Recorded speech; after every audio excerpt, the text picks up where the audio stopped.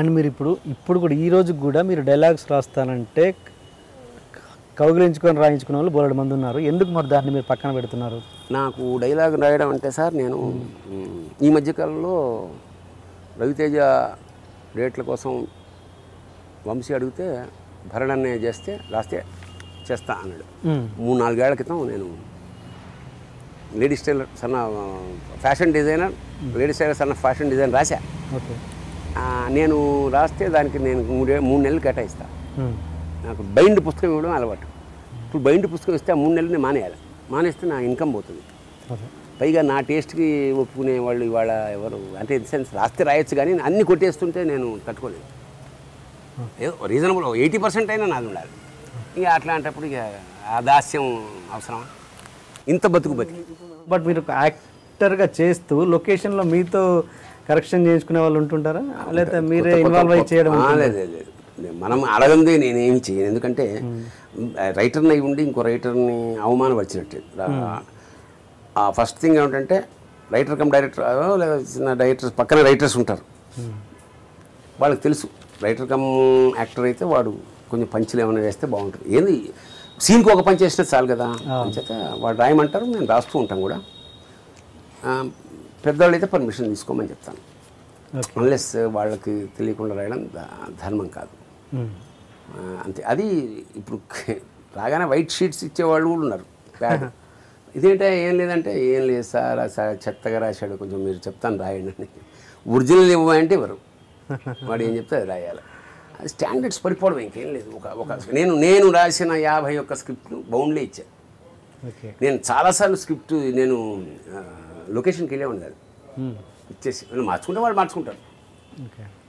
ఇప్పటివరకు మీరు రాసిన బెస్ట్ డైలాగ్ ఏదైనా తక్కువ గుర్తొచ్చి? అంకురం. ఏంటిది ఆ బెస్ట్ డైలాగ్? ఒకటా? యా.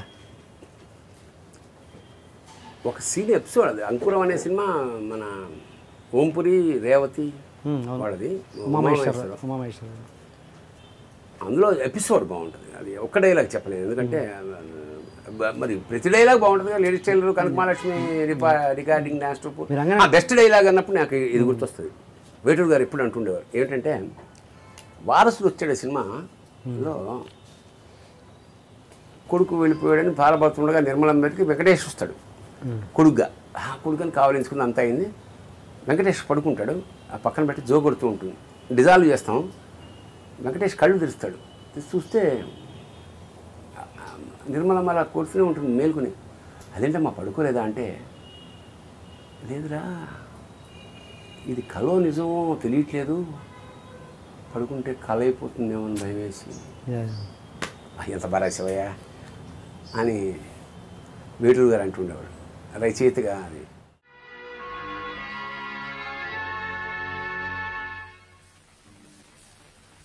ఇంకా నువ్వు నిద్రపోలేదమ్మా?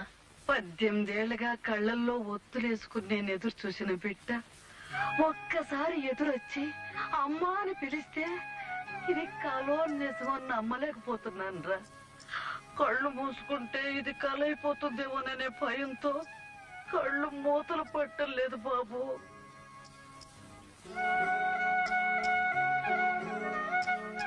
జనరల్గా ఎప్పుడైనా సరే గుర్తుండిపోయే డైలాగులన్నీ ప్యాథటిక్ డైలాగులు ఉంటాయి. విషాదకరమైన డైలాగులు ఎక్కువ. అదే అందుకని అంకురంలో ఏమన్నా అంటే, వాడు సత్యం అనేవాడు పట్టుకుపోయారా అని బ్లాక్ టికెట్లు అమ్ముకునే సాయినా దగ్గరికి వస్తున్నాడు వాడు శరత్ బాబు. నాకు ఒకసారి చెప్పవాడు, నువ్వు కూడా ఆడు ఇద్దరు ఒకటే జైల్లో ఉండేవాడు కదా అతేంటంటే, నాకు తెలియదు సార్ అంటాడు. నువ్వు భయపడుతున్నావురా లాయర్నని, నీకేమి కాదు నేను చెప్తా అంటే, పై మరి నువ్వు సినిమాలో నువ్వు హీరోలు చూస్తున్నప్పుడు నీకు అనిపించదు నువ్వు కూడా హీరో కావాలని అంటాడు. అంటే అనిపిస్తుంది సార్. నువ్వు ఎప్పుడైనా విశాలమైన సన్నివేశాలకు ఏడుస్తావంటే ఏడుస్తాను సార్, ఏడుపు వస్తుంది. ఏడుపు వస్తుందంటే ఇంకా నీలో కొంచెం మానవత్వం ఉన్నట్టు లెక్క, కొంచెం హెల్ప్ చేయరా అంటాడు. సరే సార్, నువ్వు వాడిని చూశానని కోర్టులో చెప్పాలి.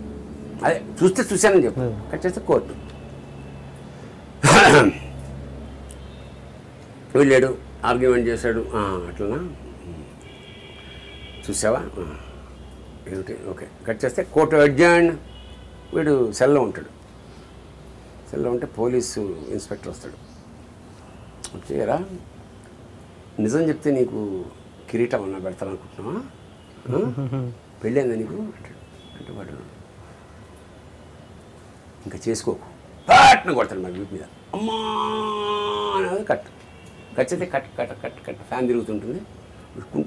కుంటుకుంటూ వస్తాడు సాయి కుమార్ లోపలికి. అంత నలుగురు ఇందులో సత్యం గుర్తుపట్టగలవా అంటే